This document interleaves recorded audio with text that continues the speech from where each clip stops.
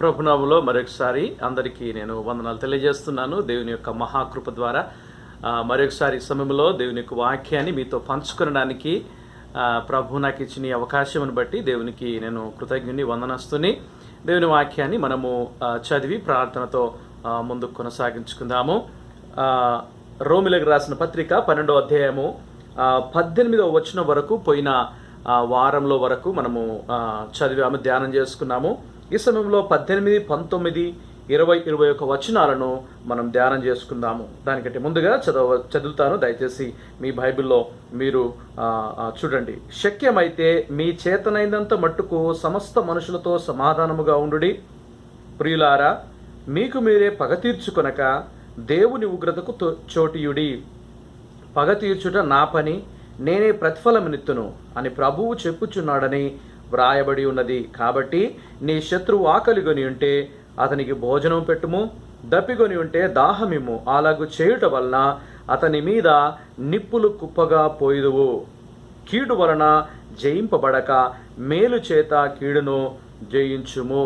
దేవుడు తన మాటలు మన వెనుకల్లో దీవించునుగాక. ప్రార్థనతో ఈ యొక్క వాక్య భాగాన్ని మనము ప్రారంభించుకుందాము. దయగల తండ్రి, మరొకసారి మీకు వందనాలు చెల్లిస్తున్నాము. మీ మాటల చేత ఈ సమయాన్ని మీ హస్తాల్లో పెడుతున్నాము. మీ మాటల చేత మమ్మల్ని మీరు దీవించండి. గత కొద్ది నెలలుగా రోమిలకు రాసిన పత్రిక 12వ అధ్యాయంలో నుంచి ఎన్నో సంగతులు మీరు మాకు బోధించారు. ఈ సమయంలో 18 నుంచి 21 వచనం వరకు మీ దైవావేశము ద్వారా, మీ యొక్క భక్తుల ద్వారా, మీ సంఘాలను ఉద్దేశించి మాట్లాడిన మాటలు నేటికిని సజీవమైనవి. అవి మా హృదయాల్లో, మా జీవితాల్లో కార్యరూపము దాల్చినట్లుగా మీరు సహాయం చేయండి. మీ మాటల చేత ఈ సమయంలో నింపుమని, సహాయం చేయమని, అర్థం చేసుకోవడానికి కావలసిన జ్ఞానమును నీ బిడ్డలమైన మాకందరికీ దయచేయమని యేసు నామములో ప్రార్థించి వేడుకొనుచున్నాము తండ్రి, ఆమేన్. దయచేసి ఈ యొక్క రోమిలకు రాసిన పత్రిక 12వ అధ్యాయంలో నుంచి గత కొన్ని వారములుగా మనము ధ్యానం చేస్తూ ఉన్నాము. అయితే 18వ వచనం వరకు మనం ధ్యానం చేశాము. అయితే 18 నుంచి 21 వచనం వరకు ధ్యానం చేయడానికంటే ముందుగా రోమిలకు రాసిన పత్రిక 12వ అధ్యాయంలోని సారాంశాలను, లేకపోతే రాయబడిన మెయిన్ పాయింట్స్ను మరొకసారి నేను గుర్తు చేస్తాను. ఎందుకు అనంటే, అక్కడ ఉన్న సంఘాల్లో ఉన్నవారు, దేవుని బిడ్డలైన వారు, వారికి ఒక అడ్వైజ్ ఇస్తున్నాడు. ఒక దైవావేశం ద్వారా దేవుని యొక్క సంగతులను, దేవుని యొక్క కార్యాలను వారికి తెలియజేస్తున్నాడు, వారికి బోధిస్తున్నాడు.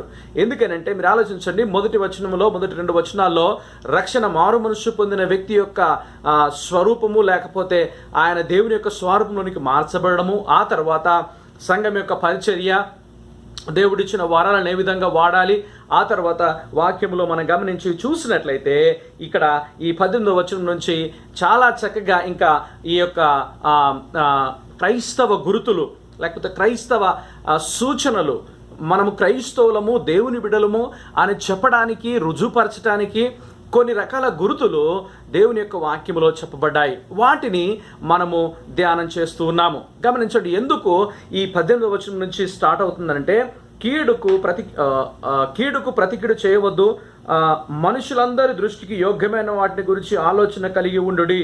ఆ మాటతో దేవుని యొక్క వాక్యాన్ని తెలియజేస్తూ 18వ వచనంతో ఈ యొక్క విషయాన్ని గుర్తు చేస్తున్నాడు. శక్యమైతే మీ చేతనైనంత మట్టుకు సమస్త మనుషులతో సమాధానంగా ఉండుడి. ఇక్కడ ఆలోచించండి, ఈ 18వ వచనంలో 3 పదాలు, 3 విషయాలను గుర్తు చేస్తున్నాం. మొదటిగా శక్యమైతే, రెండవది సమస్తమైన మనుషులతో, మూడవది మీరు సమాధానంగా ఉండండి అని దేవుని యొక్క వాక్యంలో చూస్తున్నాము. గమనించండి, సమాధానంగా ఉండుటకు మొట్టమొదటి పాయింట్ ఏమిటంటే, సమాధానంగా ఉండుటకు నువ్వు ప్రయత్నం చేయాలి. సమాధానంగా ఉండడానికి ప్రయత్నము చేసే తరుణంలో గమనించండి, ఇక్కడ చక్కటి మాట వాడబడ్డది ఏమిటి అని అంటే, శక్యమైతే. ఇంగ్లీష్లో ఇఫ్ ఇట్ ఈస్ పాసిబుల్ అని అంటారు. ఈ యొక్క మాట మనం ఆలోచిస్తే హెబ్రీయులకు రాసిన పత్రిక 12వ అధ్యాయం 14వ వచనంలో అక్కడ కూడా ఇదే పదం వాడబడ్డది. దానికి లిటరల్ అర్థం ఏమిటంటే పర్స్యూ, లేకపోతే ప్రయత్నించు. సో దానికంటే ముందుగా ఈ 12వ అధ్యాయంలో రాయబడిన కొన్ని అమూల్యమైన సంగతులు మరి ఒకసారి గుర్తు చేస్తాను. దయచేసి మీరు చూడండి, 12వ అధ్యాయం 10వ వచనంలో బీ ఎఫెక్షనేట్ అంటే ప్రేమ, అనురాగము కలిగిన వారై ఉండాలి. రెండవదిగా 12వ వచనంలో బీ ప్రేయర్ఫుల్ అండ్ పేషెంట్ అంటే ప్రార్థన పట్టుదల కలిగి ఉండాలి. మూడవ విషయాన్ని ఈ 14వ వచనంలో బ్లెస్ ద పర్సిక్యూటర్స్ అంటే మిమ్మల్ని హింసించే వారిని దీవించండి. 4వ విషయాన్ని 16వ వచనంలో గుర్తు చేస్తాడు. ఏంటంటే బీ హంబుల్ అంటే తగ్గించుకొని ఉండాలి. 19వ వచనంలో డు నాట్ టేక్ రివెంజ్ అనగా పగ తీర్చుకున్నట్టు నీ పని కాదు, పగ తీర్చుకునొద్దు. 6వ విషయాన్ని 21వ వచనంలో గుర్తు చేస్తున్నాడు. ఏమనంటే డిఫీట్ ఈవిల్ విత్ గుడ్ అనగా మేలు చేత కీడును జయించాలని దేవుని యొక్క వాక్యంలో చూస్తాం. సో ఈ పాయింట్స్ అన్ని, ఈ విషయాలన్నీ మరొకసారి గుర్తు చేస్తూ, ఇవన్నీ తెలియజేస్తూ ఈ యొక్క వాక్యంలో మనకు గుర్తు చేస్తున్నట్టుగా దేవుని యొక్క వాక్యంలో చూస్తాము. నేను ఇంతకు ముందు చెప్పినట్టుగా హెబ్రీయులకు రాసిన పత్రిక 12వ అధ్యాయము 14వ వచనంలో చూసినట్లయితే అందరితోనూ సమాధానమును పరిశుద్ధతయు కలిగి యుండుటకు ప్రయత్నించుడి, పరిశుద్ధత లేకుండా ఎవడునో ప్రభువును చూడడు. అంటే ప్రయత్నించండి. మనం ఒకసారి ఆలోచిస్తే రోమిలకు రాసిన పత్రిక 18వ వచనంలో 12వ అధ్యాయం 18వ వచనంలో శక్యమైతే ప్రయత్నించండి. ఇంగ్లీష్లో ఇఫ్ పాసిబుల్ అని ఉంది. ఇంకొక మాట ఏ విధంగా అంటే పర్స్యూ అనగా ప్రయత్నించు. నీ యొక్క ప్రయత్నం అనేది ఇన్వాల్వ్ కావాలి. నువ్వు దానికి డిజైర్తో, ఆలోచనతో నువ్వు ప్రయత్నం చేయాలి అని ఆ యొక్క మాటలోని అర్థము మనం చూస్తాం. ఒక నిమిషం ఆలోచించండి. ప్రయత్నించండి అని అంటే శక్యమైతే, కొన్నిసార్లు మనం ఆలోచిస్తాము శక్యమైతే అంటే నీకు సాధ్యమైతేనే అనే మాట. సో చాలాసార్లు ఆలోచిస్తాము అందరితో సమాధానంగా ఉండడం సాధ్యం కాదు కదా, అందరినీ మెప్పించడము సాధ్యం కాదు కదా, నాకు ఇష్టమైన వాళ్ళు, నా ఆలోచనలకు తగిన వాళ్ళు, నేను మెచ్చేవాళ్ళు, నన్ను మెచ్చుకునేవారు, మేము మాత్రమే సమాధానంగా ఉంటాము అని కొన్నిసార్లు మనుషులు ఆలోచిస్తారు. కానీ ప్రియమైన దేవుని బిడ్డలారా ఆలోచించండి. శక్యమైతే అనే మాట దేనికోసం అంటే ఒకవేళ నీకు చేత కాకపోతే, ఒకవేళ నీకు సాధ్యం కాకపోతే వాళ్ళని మీ శత్రువులుగా ఎంచుకో, ఆ విధంగానే కంటిన్యూ అని అర్థం కాదు. దాని అర్థం ఏమిటంటే దేవుని యొక్క ఆత్మ చేత, దేవుని యొక్క సన్నిధి చేత నింపబడిన ప్రతి ఒక్కరు కూడా సాధ్యమయ్యే పనినే పరిశుద్ధాత్మ దేవుడు మన జీవితాల్లో ఇస్తాడు. ప్రియమైన దేవుని బిడ్డలారా ఆలోచించండి. 2వ కొరింథీ రాసిన పత్రిక 5వ అధ్యాయం 17వ వచనం ప్రకారము క్రీస్తును నమ్ముకొని ఆయన సన్నిధిని పొందుకున్న వారందరూ కూడా క్రీస్తులో నూతన సృష్టి, సమస్తము కూడా నూతన పరచబడ్డాయి. నీ ఆలోచనలు నూతన పరచబడ్డాయి, నీ జీవితము నూతనపరచబడ్డది, నీ సమస్తం కూడా నూతనపరచబడ్డది. కాబట్టి నువ్వు దేవుని బిడ్డవనే సంగతిని నువ్వు మర్చిపోవద్దు. ప్రియమైన దేవుని బిడ్డలారా ఎహెజ్కేలు గ్రంథములు 36వ అధ్యాయము 26వ వచనం 27వ వచనంలో చాలా చక్కటి మాట ఉంది. ఎందుకనంటే చక్కటి మాట, నూతన హృదయమును మీకు ఇచ్చేదను, నూతన స్వభావమును మీకు కలగజేసేదను, రాతి గుండె మీలో నుండి తీసివేసి మాంసము గుండెను మీకిచ్చేదను. 27వ వచనంలో నా ఆత్మను యందుంచి నా కట్టలను అనుసరించు వారిని గాను, నా విధులను గైకొను వానిగాను మిమ్మును చేసేదను. అనగా దేవుని యొక్క సన్నిధిలో రక్షణ, మారు మనసు పొందిన వారికి కఠిన హృదయము అనేది ఉండదు, కఠిన హృదయం అనేది ఉండకూడదు. ఎందుకంటే దేవుడే ప్రామిస్ చేశాడు. ఏమనంటే నేను నీలో నుండి రాతి గుండెను తీసివేసి మాంసము గుండెనిస్తాను, ఆదరణ కలిగించే గుండెనిస్తాను. గమనించండి ప్రియమైన దేవుని బిడ్డలారా, ఎందుకనంటే దేవుని వాక్యం స్పష్టంగా చెప్తున్నది ఏమిటంటే ప్రతి ఒక్కరు కూడా శక్యమైతే అనగా సాధ్యమైతే, సాధ్యము కావడానికి ప్రయత్నించాలి. It is our responsibility to make a conscious effort. మానసికపరమైన, హృదయపూర్వకమైన ఆ యొక్క ప్రయత్నం అనేది ప్రతి ఒక్కరు కూడా చేయవలసిందే, ప్రతి ఒక్కరు కూడా చెయ్యాలి అని దేవుని యొక్క వాక్యం ద్వారా మనము చూస్తాము.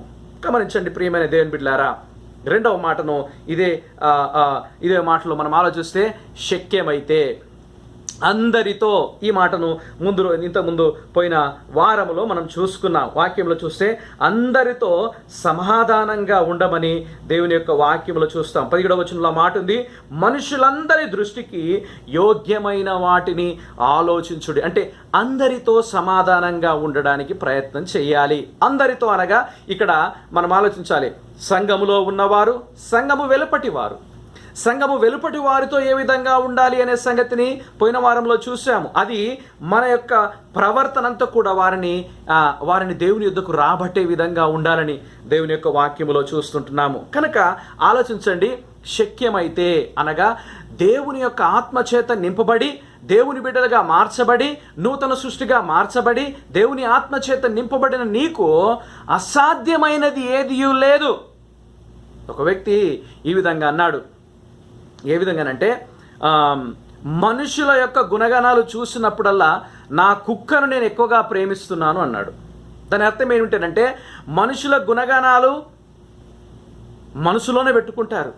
అదే తన దగ్గర ఉన్న కుక్క అనుకో, అపరాధమును దోషం నుంచుకోదు, మళ్ళీ తిరిగి దగ్గరికి వస్తుంది, క్షమిస్తుంది, తర్వాత మరిచిపోతుంది, తన యొక్క యజమానుతో సహవాసము చేయడానికి ప్రయత్నం చేస్తుంది. కనుక మన జీవితంలో ప్రియమైన దేవుని బిడ్డలారా ఆలోచించండి, శక్యమైతే అనగా దేవుని యొక్క సన్నిధిలో ఏది కూడా అసాధ్యమైనది లేదు, అసాధ్యమైనది ఉండకూడదు. ఎందుకనంటే బైబిల్లో చూస్తే అది దేవుడు ఆ విధంగా నిర్ణయించాడని దేవుని మాటలో చూస్తాము. రెండవ మాట, మొదటి పాయింట్లో నీవు అందరితో సమాధానంగా ఉండాలనే పాయింట్లో రెండవ మాటను మనం ఆలోచిస్తే మనుషులందరితో, అదే 17వ వచనంలో గుర్తు చేశాను, అందరితో, దేవుని చిత్తమైతే లేకపోతే వీలైతే సమస్తమైన మనుషులతో. మూడవ పాయింట్ను మనం ఆలోచించి చూసినట్లయితే సమాధానముగా ఉండుడి. సమాధానముగా ఉండుడి అనే సంగతిని మీరు ఆలోచిస్తే, ఈ దేవుని యొక్క వాక్యంలో చూస్తే ఈ సమాధానము అనే మాట, ఈ సమాధానం అనే మాటను మనము ఈ 18వ వచనంలో, ఆ తర్వాత హెబ్రీయులకు రాసిన పత్రికలో చాలా చక్కగా ఉంది. అందరితో సమాధానమును పరిశుద్ధతయు కలిగి ఉండుటకు ప్రయత్నించండి. సమాధానము అనగా గమనించండి, ఈ సమాధానం అనేది బ్రింగింగ్ టుగెదర్ అన్నట్టు అర్థమవుతుందా? Binding together which was broken అనగా విడిపోయిన వాటిని కలిసి దగ్గరికి తీసుకురావడమే సమాధానాన్ని సూచించే మాటగా దేవుని వాక్యంలో చూస్తాము. ప్రియమైన దేవుని బిడ్డలారా, దేవుని వాక్యంలో చూస్తే దేవుడిచ్చే సమాధానం అనేది, పరిశుద్ధాత్మ ఇచ్చే సమాధానం అనేది గత వారములో నేను గుర్తు చేశాను. ఆత్మ ఫలములో ఒకటి ప్రేమ, సంతోషము అని నేను చెప్పడానికంటే బదులుగా సమాధానం అనగా ఆత్మ ఫలములో అది ఒక ఫలము. కాబట్టి దేవుని నమ్ముకున్న వారికి, క్రైస్తవులైన వారికి ఈ సమాధానం అనేది దేవుని యొక్క వాక్యం ద్వారా, దేవుని యొక్క సన్నిధిలో దొరుకుతుందనే సంగతిని దేవుని యొక్క వాక్యంలో సమాధానం గురించి మనం ఒకసారి ఆలోచించి చూసినట్లయితే, మనుషులు సమాధానంగా ఉండిపోవడానికి, సమాధానం కోల్పోవడానికి గల కారణం ఏమిటి అని అంటే చాలా సింపుల్గా దేవుని వాక్యం నుండి మనం అర్థం చేసుకోవాలి. మొదటి దంపతులైన అవ్వ ఆదాములు వారి జీవితంలో సమాధానాన్ని కోల్పోవడానికి గల కారణం ఏమిటి అని అంటే, దేవునితో ఐక్యమత్యాన్ని, ఆ యొక్క రిలేషన్షిప్ను, ఆ బంధాన్ని కోల్పోవడానికి గల కారణం ఏమిటి అని అంటే అవిధేయత. దాన్ని ఇంకో మాటలో చెప్పాలంటే పాపము. అదేవిధంగా ఈరోజు మనుషుల జీవితాల్లో కూడా ఈ పాపం అనేది మనకున్న పరిస్థితుల్లో, లేకపోతే మన యొక్క సమాజంలో, మనమున్న మనుషుల మధ్యలో సమాధానాన్ని కోల్పోయే విధంగా చేస్తూ ఉంటుంది. ప్రియమైన దేవుని బిడ్డలారా ఆలోచించండి. మత్తయి సువార్త 5వ అధ్యాయంలో యేసు ప్రభు చెప్పాడు ఏమనంటే, సమాధానపరుచువారు ధన్యులు. సమాధానం అనగా మీరు ఆలోచించండి, ముందుగా చెప్పాను బ్రింగింగ్ టుగెదర్ అన్నట్టు, విచ్ వాజ్ బ్రోకెన్. అంటే ఏదైతే వేరు చేయబడిందో అది ఏకపరచడము, ఐక్యపరచడముతో గురించిన సమాచారము, విషయాన్ని మనకు తెలియజేస్తుంది. సమాధానపరచడం అంటే it's not only free from the trouble, it means enjoyment of all things, all good. అంటే మంచిని గురించిన విషయాల పట్ల అవగాహన కలిగి ఉండి అన్ని సమయాల్లో, అన్ని సందర్భాల్లో సమాధానంగా ఉండడం అనే సంగతిని దేవుని యొక్క వాక్యంలో చూస్తాము. బైబిల్లో మనం గమనించి చూసినట్లయితే ఇది ఆత్మ ఫలంలో నేను ముందుకు చెప్పినట్టుగా ఇది దేవుని యందు భయభక్తులు కలిగి నూతన సృష్టిగా మార్చబడి దేవుని యొక్క ఆత్మ చేత నడిపింపబడుతున్న వారికి ఉండవలసిన గుణగణములు. అందులో ఒకటి ఈ సమాధానం అనేది మనస్సును పవిత్రపరుస్తుంది. ఈ సమాధానం అనేది మనస్సును ఆనందింపజేస్తుంది. ఈ సమాధానం అనేది దేవుని యొక్క ప్రేమను గుర్తిస్తుంది. ఈ సమాధానం అనేది బాధలలో ఉన్నాను కానీ సంతోషముగా జీవించటానికి, లేకపోతే ఆనందించటానికి, దేవుని మీద పూర్తి కాన్ఫిడెన్స్తో బ్రతకడానికి అవకాశం ఇస్తుంది. గమనించండి, ఇక్కడ ఒక సంగతి చెప్తాను, జాగ్రత్తగా వినండి. నిజంగా నీ మనసును పవిత్రపరచడము తక్కువైపోయిందా? లేకపోతే దేవునితో ఆనందించలేకపోతున్నావా? దేవుని బిడ్డలతో ఆనందించలేకపోతున్నావా? కారణం ఏమిటి అనంటే బైబిల్లో చాలా చక్కగా ఉంది. పాపము మనుషులను సమాధానము లేని విధంగా చేస్తుంది. అందుకని చాలా చక్కటి అడ్వైజు దేవుని యొక్క వాక్యములో సామెతలు మనము 15వ అధ్యాయం 1వ వచనంలో చూసినట్లయితే మృదువైన మాట కోపమును చల్లారుస్తుంది. కోపము కలహములు రేపుతుంది కానీ మృదువైన మాట మనల్ని చల్లారుస్తుంది, లేకపోతే సమాధానం తీసుకుని వస్తుందన్న సంగతిని దేవుని యొక్క వాక్యంలో చూస్తాము. ప్రియమైన దేవుని బిడ్డలారా, ఇక్కడ ఒక సంగతి నేను గుర్తు చేస్తున్నాను. నిజమైన సమాధానము, నిజమైన దేవుని ఆత్మ ఫలము, నిజమైన దేవుని యందు ఈ యొక్క ఐక్యత, ఈ శక్యము అనే మాట ఐక్యత కలిగి ఉండడం లేదు అని అంటే ఇప్పటికైనా మనం ఆలోచించాలి. నిజంగా ఈ గుణగణాలు మనలో లేవు అని అంటే ఇప్పటికైనా ఆలోచించాలి. నిజంగా నాకు రక్షణ మారు మనసుందా? రక్షింపబడిన వ్యక్తిలాగా నేను బిహేవ్ చేస్తున్నానా? రక్షింపబడిన వ్యక్తిలాగా నేను జీవిస్తున్నానా అని ప్రతి ఒక్కరు కూడా ఆలోచించాలి. గమనించండి, దేవుని యందు భయభక్తులు కలిగిన వారు, బైబిల్లో చాలా చక్కగా ఉంది. ఎఫెసీయులకు రాసిన పత్రికలో రక్షింపబడిన వాడి యొక్క గుణగణములు, మనము ఏ విధంగా దేవుని యొక్క సన్నిధిలో, దేవుని యొక్క కుటుంబంలో మనం ఏ విధంగా పాలు పంపులు పొందాము అని అంటే పాలిభాగస్తులమైన మన సంగతిని మొదటి అధ్యాయంలో చాలా చక్కగా చూస్తాము. మొదటి వచనంలో చూస్తే మనము దేవుని యొక్క కుటుంబములో, దేవుని యొక్క రాజ్యములో సమాధానంగా ఉండడానికి దేవుడు మనల్ని జగత్తు పునాది వేయబడక మునిపే ఎన్నుకున్నాడు. జగత్తు పునాది వేయబడక మునిపే దేవునిలో, ఆయన ప్రణాళికలో మనల్ని ఎన్నుకున్నాడు. రెండవ మాట మనం గమనించి చూసినట్లయితే 6వ వచనంలో క్రీస్తు యొక్క రక్తము ద్వారా మనల్ని కడిగి పవిత్రపరిచాడు. 13వ వచనంలో గమనించి చూసినట్లయితే పరిశుద్ధాత్మ ద్వారా నన్ను ప్రభువును నమ్ముకున్నప్పుడు ముద్రించాడు. ఇక్కడ ఆలోచించండి, ఆయన ఎన్నుకున్నాడు, ఆయన మనల్ని ఎన్నుకున్నాడు, గుర్తించాడు, చోజన్. రెండవదిగా ఆయన క్రీస్తులో మనకు రక్షణ మారు మనసు ఇచ్చాడు, ఆయన రక్తము చిందించడం ద్వారా. మూడవదిగా పరిశుద్ధాత్మ చేత మనల్ని ముద్రించాడు. ఈ గుణగణాలు, ఈ ఆశీర్వాదం అనేది త్రిత్వము నుండి, దేవుని నుండి వచ్చినది కాబట్టి ఆ ఆశీర్వాదాలను ఎప్పుడు కూడా మనం నిర్లక్ష్యం చేయకుండా దేవుని యందు భయము భక్తి కలిగి నిజమైన సమాధానము కలిగి ఉండాలని దేవుని యొక్క వాక్యములో చూస్తాము. గమనించండి, ఇవి ఎక్కడి నుంచి వస్తాయి? ఈ సమాధాన సంబంధమైన విషయాలు ఎక్కడి నుంచి వస్తాయి? బైబిల్లో చాలా చక్కగా యాకోబు పత్రిక 3వ అధ్యాయం 17వ వచనంలో ఉన్నది. అయితే పైనుండి వచ్చు జ్ఞానము మొట్టమొదట పవిత్రమైనది, తరువాత సమాధానమైనది, మృదువైనది, సులభముగా లోబడినది, కనికరముతో మంచి ఫలముతోనూ నిండుకొని పక్షపాతమైనను వేషధారణ అయినను లేనిదై ఉన్నది.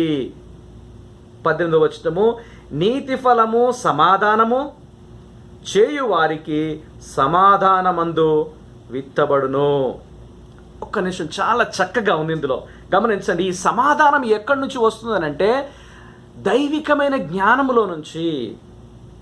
అంటే దీన్ని నేను ఇంతకుముందు చెప్పినట్టుగా రక్షణ మారు మనసు పొందిన వ్యక్తి దేవునిలో ఎన్నుకొనబడ్డాడు, క్రీస్తు చేత కడగబడ్డాడు, పరిశుద్ధాత్మలో ముద్రింపబడ్డాడు.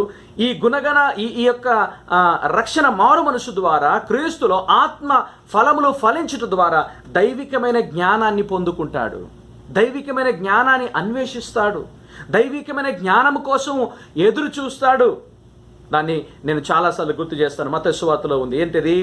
నీతి కొరకు ఆకలి దప్పిక కలిగి ఉంటాడు, నేర్చుకోవాలనే ఆశ, జీవించాలనే ఆశ, ఎప్పటికప్పుడు ప్రభువులో అప్డేట్ కావాలి, నేర్చుకోవాలి అనే ఒక ఆశ, తపన తనలో ఉంటుంది. నేను కూడా సంగతి చెప్తాను, జాగ్రత్తనండి.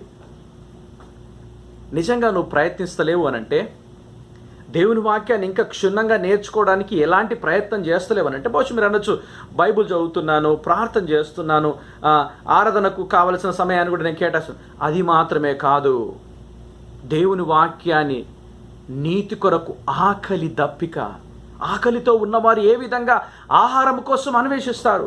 ప్రియమైన దేవుని బిడ్డలో ఒక చిన్న ఇల్లస్ట్రేషన్ ఇస్తున్న, జాగ్రత్తనండి. ఈ రోజుల్లో లాక్డౌన్ అయింది. లాక్డౌన్ అయిన టైంలో మనం చూస్తాము జనాలు ఎంత ఆకలితో అలమటిస్తున్నారో. కొంతమందిని అసలు చూస్తే గుండె తరుక్కుపోతుంది. ఈ మధ్యలో మీడియాలో చూశాను, రోజులో ఒక్కసారి కూడా వాళ్ళకి తిండి దొరకడం లేదంట. ఎవరి గురించో ఎవరో వచ్చి వాళ్ళను ఆహారం ఇస్తారు, అందిస్తారని ఎదురు చూస్తూ ఉన్నారు.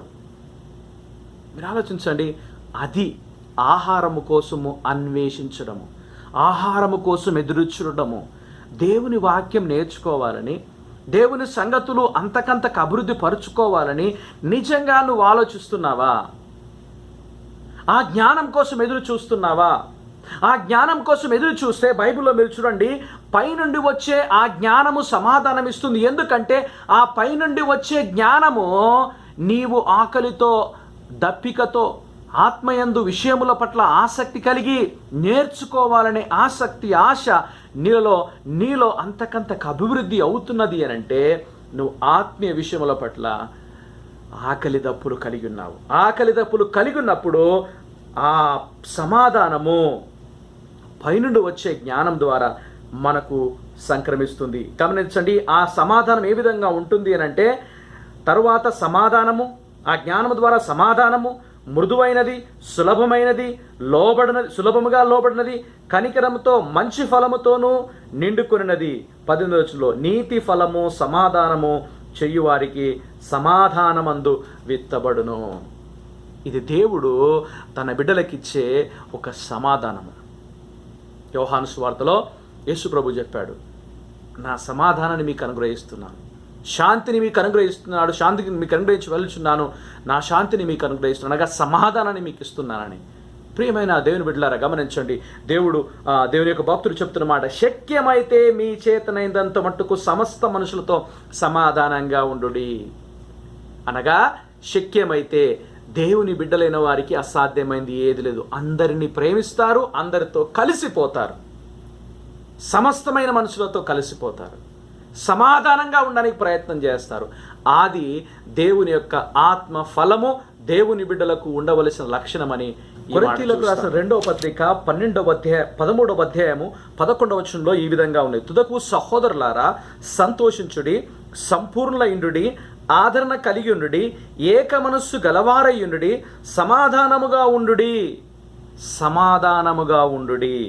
ప్రేమ సమాధానములకు కర్తయగు దేవుడు మీకు తోడయ్యుండును. గమనించండి, ఈ సంఘంలో ఈ సమాధానం గురించి, ఐక్యత గురించి బైబిల్లో చూసినట్లయితే కొరింథీ సంఘము, దేవుని యొక్క సేవకుడైన పౌలు ఆయన యొక్క పరిచర్యలో చాలా కఠినమైన సంఘము, దైవ జ్ఞానము లేని సంఘము, ఎప్పుడూ ఒకరి మీద ఒకరు తగాదాలు పెట్టుకునే సంఘము. ఆ సంఘానికి మొదటి పత్రిక రాసి ఎన్నో విషయాలు అడ్రస్ చేశాడు. 2వ పత్రిక రాస్తూ వారికి గుర్తు చేశాడు, ఏమనంటే, ఇదిగో నా జీవితంలో నేను ఈ విధంగా నేర్చుకున్నాను, శ్రమల్లో నేర్చుకున్నాను, కష్టాల్లో నేర్చుకున్నాను, మీకు దైవ జ్ఞానం కావాలని మీకోసం ప్రార్థన చేస్తున్నాను. చివరిగా ఆయన మాటలు ఈ విధంగా తెలియజేస్తూ అంటున్నాడు, సమాధానముగా ఉండుడి, ప్రేమ సమాధానములకు కర్తయగు దేవుడు మీకు తోడై ఉంటాడు. గమనించండి, శక్యమైతే, సాధ్యమైతే ఏక మనస్సు కలిగి సమాధానంగా ఉండాలని వాక్యంలో చూస్తాము. ఫిలిప్పీలకు రాసిన పత్రికలో 4వ అధ్యాయము 7వ వచనంలో చాలా చక్కటి మాట ఉంది. అప్పుడు సమస్త జ్ఞానమునకు మించిన దేవుని సమాధానము యేసుక్రీస్తు వలన మీ హృదయములకు మీ తలంపులకు కావలియుండును. సమస్త జ్ఞానమునకు మించిన దేవుని యొక్క సమాధానము మీ హృదయములకు మీ యొక్క హృదయములకు కావలి ఉంటుంది. కాబట్టి సమాధానంగా ఉండడానికి ప్రయత్నం చేయాలని వాక్యంలో చూస్తాము. రోమీయులకు రాసిన పత్రిక 12వ అధ్యాయము 18వ వచనంలో శక్యమైతే అందరితో, నిజంగా గమనించండి, అది అందరితో సమాధానంగా ఉండడానికి అది ఎంతో ఉపయోగపడుతుందని దేవుని యొక్క మాటలో మనం చూస్తాము. శక్యమైతే అందరితో సమాధానంగా ఉండండి. మొదటిగా సమాధానముగా ఉండకు ప్రయత్నం చేయాలి. రెండవదిగా పగ తీర్చుట నీ పని కాదు అని గ్రహించాలి. 19వ వచనంలో ఉంది ఆ మాట, ప్రియులారా అని ప్రారంభిస్తున్నాడు పౌలు భక్తుడు. దేవుని బిడ్డలకు, క్రైస్తవులకు, దేవుని యందు భయభక్తులు కలిగిన వారికి, సంఘములో ఉన్న వారిని ఈ విధంగా సంబోధిస్తూ ఉంటున్నాడు, ఈ విధంగా పిలుస్తున్నాడు, ప్రియులారా, సహోదరి సహోదరులారా. మనమందరము దేవుని యొక్క సన్నిధిలో ఒకే రకమైన దేవుని నమ్ముకున్నాము, ఒకే రకమైన బాప్తిస్వం పొందుకున్నాము, ఒకే రకమైన పరిశుద్ధాత్మ దేవుని వరముగా పొందుకున్నాము. కాబట్టి మనమందరం సహోదరులమని సంభావిస్తూ తెలియజేస్తూ ఈ విషయాన్ని ముందు పెడుతున్నాడు. మీకు మీరే పగ తీర్చుకొనక దేవుని ఉగ్రతకు చోటియుడి. సహజంగా ఆలోచిస్తే ఎవరైనా మనకు కీడు చేస్తే ప్రతి కీడు చేయడానికి ప్రయత్నం చేస్తాము. ఈ విషయాన్ని ఇంతకు ముందే గుర్తు చేశాడు. ఏ విధంగా? 11వ వచనం, 16వ వచనం చూడండి.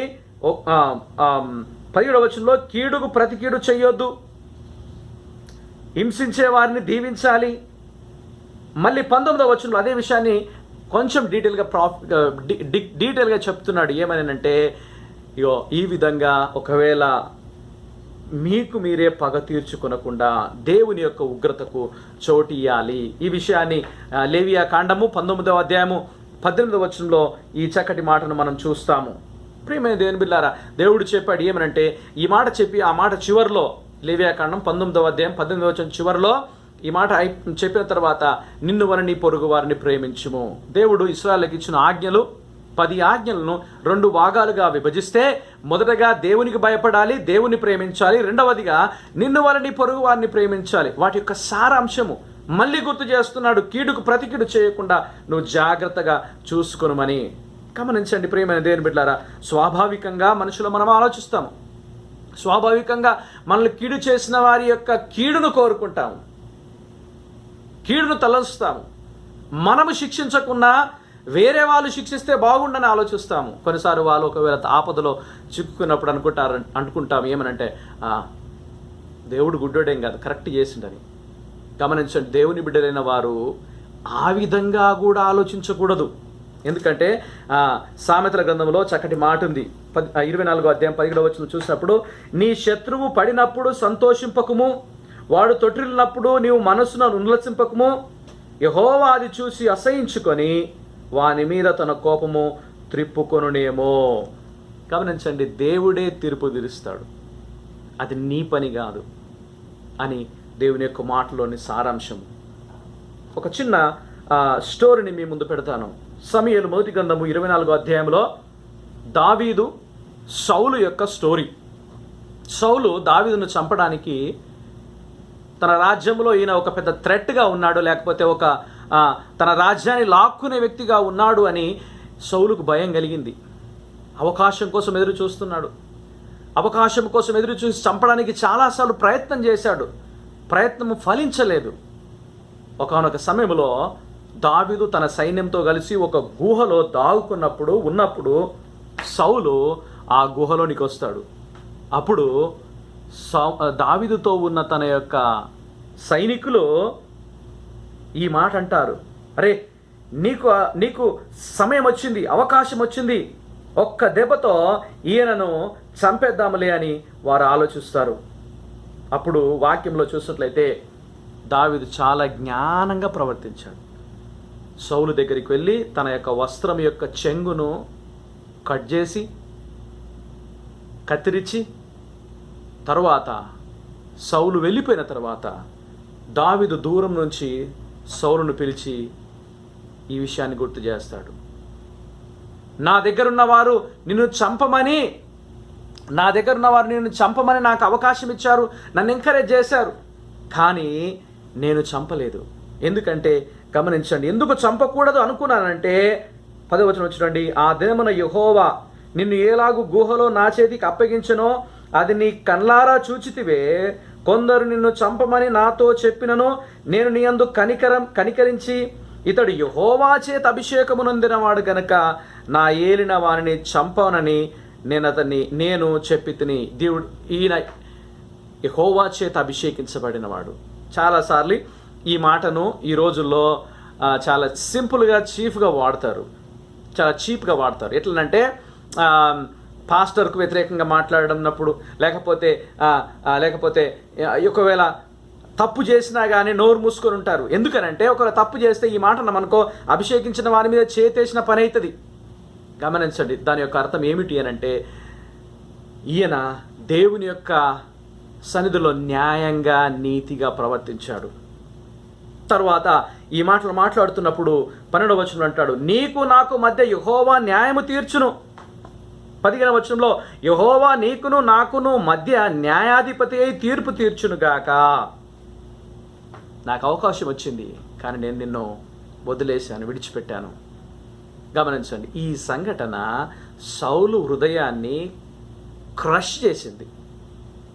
సౌలు హృదయాన్ని చాలా కృంగదీసింది. అరే, ఇంత అవకాశం, శత్రువుకి ఇంత అవకాశం వచ్చినా కానీ వదిలిపెట్టాడే. 18వ వచనం అంటాడు,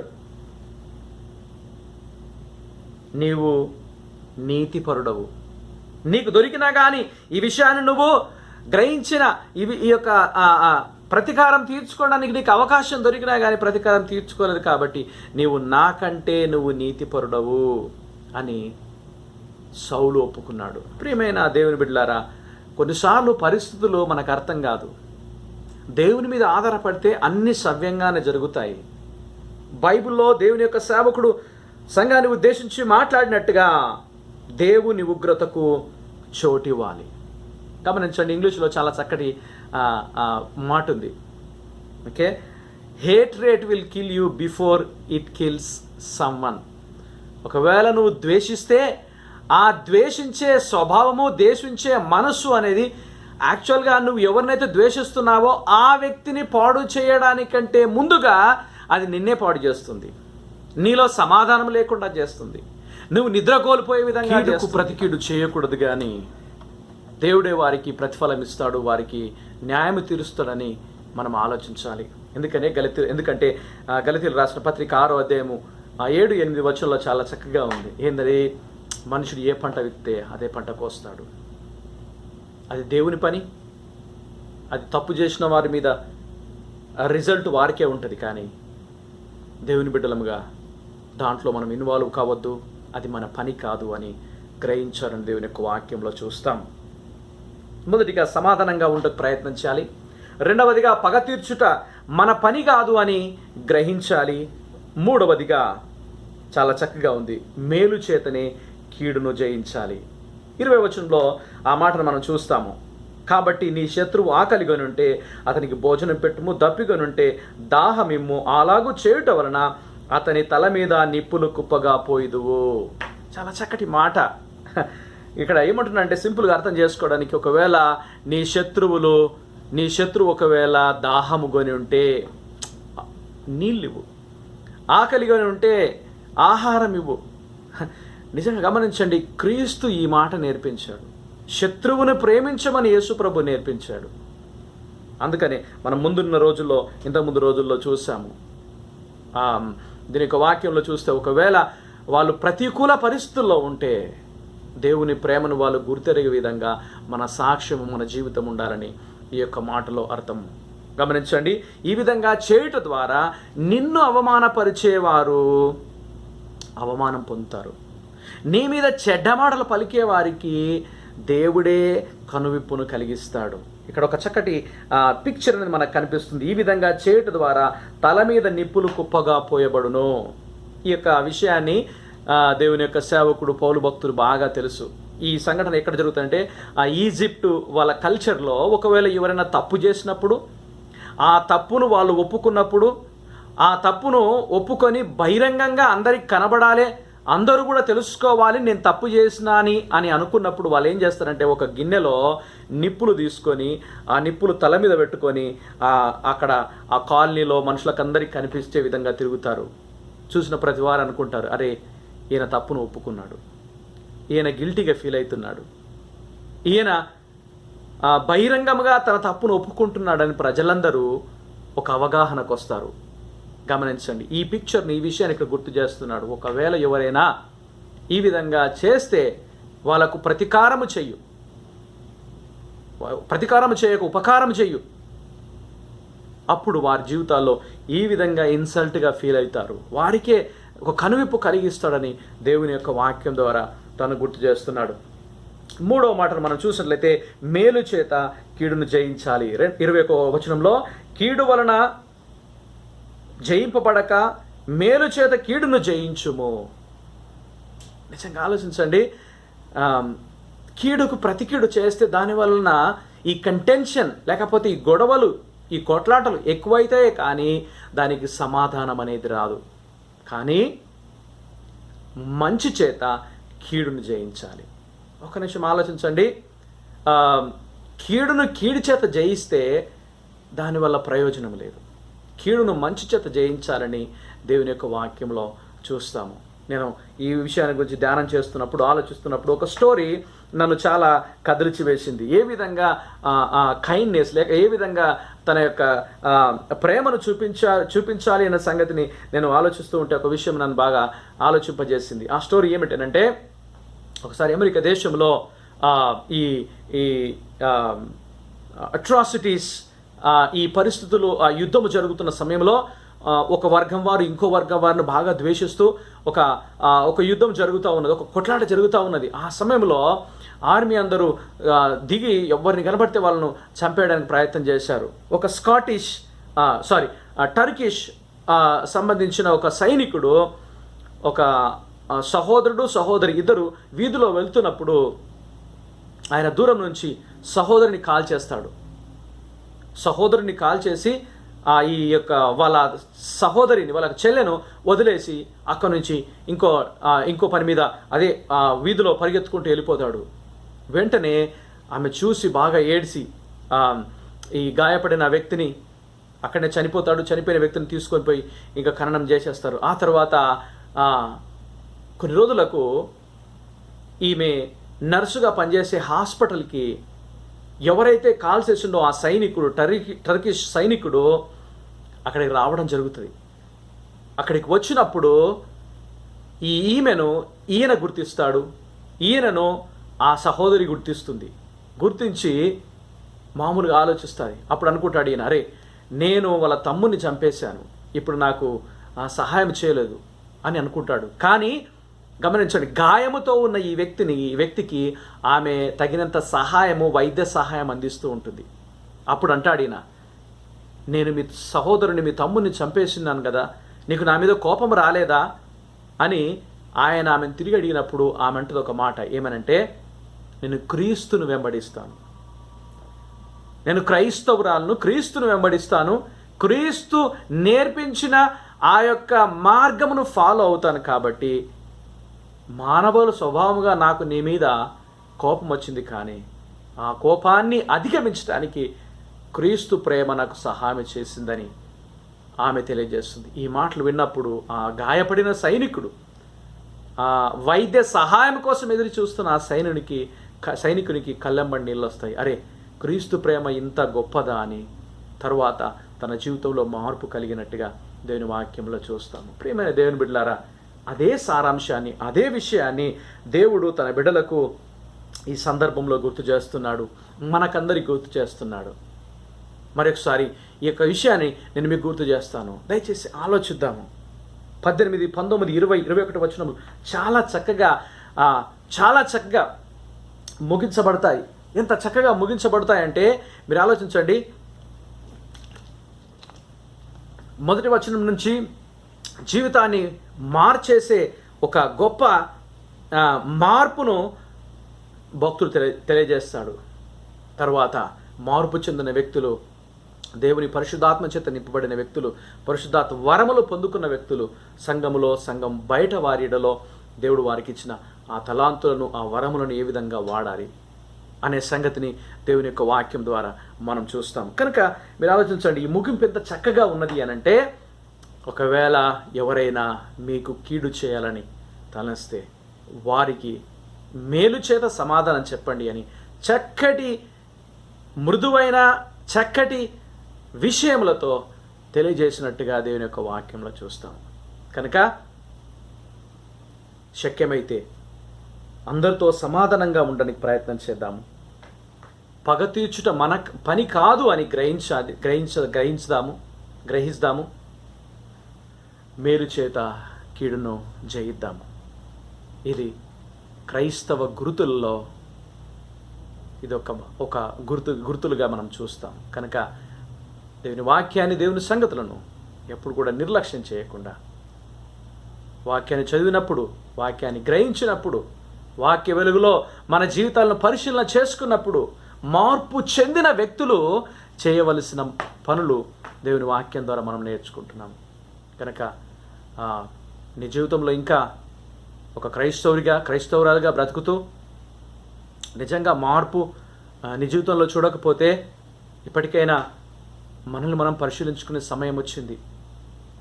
మనల్ని మనము గుర్తు చేసుకునే సమయం వచ్చింది. ఎందుకంటే దేవుని వాక్యంలో చూస్తున్నాము, అతిక్రమను దాచిపెట్టేవాడు వర్ధిల్లుడు కానీ వాటిని ఒప్పుకొని విడిచిపెట్టాలి. దేవుని యొక్క బిడలంగా, క్రైస్తవులంగా ప్రతిదినం నేర్చుకోవాల్సిందే. ప్రతిరోజు మనలో పాఠాలు దేవుడు నేర్పిస్తూనే ఉంటాడు. వాటి గురించి మనం ఎప్పటికప్పుడు ఆలోచిస్తూనే ఉండాలి. మనల్ని మనం సరి చేసుకోవాలి. ఇంకో విషయం ఏం తెలుసా? పరిశుద్ధాత్మ దేవుడు మనకున్నాడు కాబట్టి మన తప్పులను, మన పొరపాట్లు మనకు చూపిస్తాడు. ఎందుకంటే సరి చేసుకోవడానికి. గమనించండి, చాలా చక్కటి మాటలు ఈ రోమీయులకు రాసిన పత్రిక 18వ అధ్యాయము చక్కగా ముగించబడ్డది. ఎందుకనంటే దేవుని బిడ్డలు దేవుని కొరకు వెలుగుమయంగా ఉండాలని మనకు గుర్తు ఉండే మాట. మత్తయి సువార్త 5వ అధ్యాయం 16వ వచనంలో, మనుషులు మీ సత్క్రియలను చూసి పరలోకమందున్న మీ దేవుని మయంపరిచే విధంగా వారి ఎదుట మీ వెలుగును ప్రకాశింపనీయండి. దేవుడు మనల్ని వెలుగుగా చేశాడు. దేవుడు మనల్ని మంచి క్రియల చేత నింపాడు. దేవుడు పరిశుద్ధాత్మ దేవుడిని ఇచ్చాడు. మన జీవితంలో బ్రతకడానికి కావలసిన సూచనలు, సలహాలు, దేవుని సంగతులన్నీ కూడా ఎప్పటికప్పుడు ప్రభు మనకు అనుగ్రహిస్తున్నాడు. వాటిని గ్రహిద్దాము, నెమరు వేద్దాము, నేర్చుకుందాము. దేవునిలో నమ్మకంగా, దేవునికి యోగ్యంగా బ్రతకడానికి ప్రయత్నం చేద్దాము. అట్టి కృప, ఆదరణ ప్రభు మీకు, మీ కుటుంబాలకు దయచేసి దీవించునుగాక. ఆమేన్. చిన్న ప్రార్థనతో దేవుని యొక్క వాక్యాన్ని ముగించుకుందాం. ప్రియ తండ్రి, మరొకసారి మీరు మాకు ఇచ్చిన ప్రతి మాటను బట్టి కృతజ్ఞతలు చెల్లిస్తున్నాము. గత కొన్ని దినములుగా ఈ రోమీయులకు రాసిన పత్రిక 12వ అధ్యాయంలో నుంచి నేర్చుకునే అవకాశం ఇచ్చారు. ప్రభువా, మీ మాటలు సత్యమైనవి, మాలో మార్పు కలగాలి, మీ మీద ఇంకా ఎక్కువ ధ్యానము, ధ్యాస, ఆశ కలిగి ఉండాలని మీ మాటలు మాకు ఎప్పటికప్పుడు నేర్పిస్తున్నారు. ఆ మాటలు గ్రహించి మా జీవితంలో ఇంకా మీ కొరకు నమ్మకమైన బిడ్డలుగా బ్రతుకుటకు సహాయం చేయండి. ఒకవేళ ఇలాంటి సమస్యల చేత, ఇలాంటి యొక్క విషయముల చేత ఎవరైనా స్ట్రగుల్ అయితే, ఎవరైనా సతమతం అయితే, ప్రభు వారిలో మార్పును తీసుకురండి. మీ బిడ్డలుగా మేమందరము కూడా పరిపూర్ణులుగా ఉండాలని ప్రభు అని కోరుకుంటున్నాము. కనుక అలాంటి పరిపూర్ణత ప్రతి ఒక్కరిలో ప్రసాదించమని మీకే మహిమ, ఘనత, ప్రభావాలు చెల్లిస్తూ యేసు నామములో ప్రార్థించి వేడుకొనుచున్నాము తండ్రి. ఆమేన్. మరొకసారి ప్రభునామంలో మీకు అందరికీ నేను వందనాలు తెలియజేస్తున్నాను. దేవుడు మిమ్మల్ని దీవించునుగాక. ఆమేన్.